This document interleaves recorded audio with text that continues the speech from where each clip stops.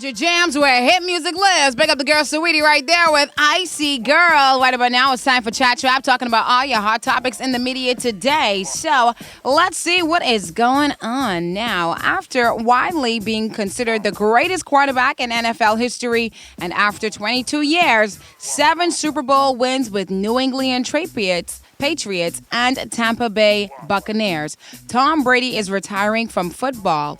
And after Tom Brady actually left the field after the Tampa Bay Buccaneers lost to the Los Angeles Rams last weekend, he knew it was likely his final act as a football player, and sources did state this. And in the days since, he has spent time digesting his mindset and is preparing his retirement announcement along with the next chapter of his life and career. So he did post it on social media, basically stating to the public that, hey, his time is definitely up, but 22 years is a long time, especially at the age of 44 years old. Tom Brady definitely did his time, and hey, it's just time for someone else to be on top. Moving on to further news, it's been nearly 30 years since the Super Bowl was played in Los Angeles County, and the Los Angeles Rams will take on the Cincinnati Bengals at Inglewood Sophie Stadium. And this is the first championship game to be played at the brand new state-of-the-art stadium, which opened during the 2020 NFL season. But of course, due to COVID-19, a lot of things had to be shut down, postponed.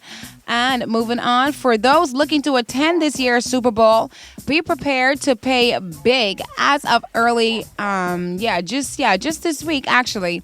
The least expensive tickets on sale were about a bit over $5,000.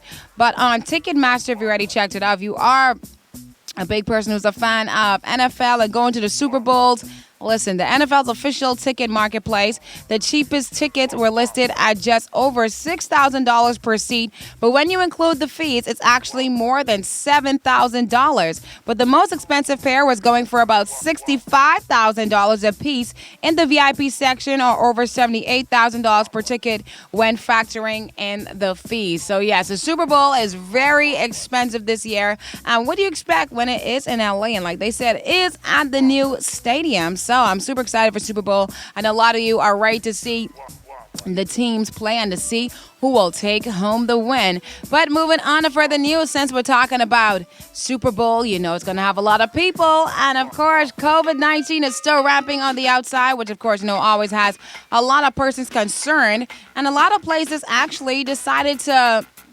either remove restrictions or ease up a lot on their COVID-19 restrictions.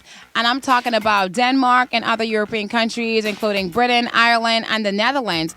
And now Norway is actually also easing up with their COVID-19 restrictions. So I'm just saying things are changing, all over right now. And it's just like, hey, COVID-19 has been around for quite some time. From 2020, it's 2022. A lot of people are completely just getting exhausted of all the rules.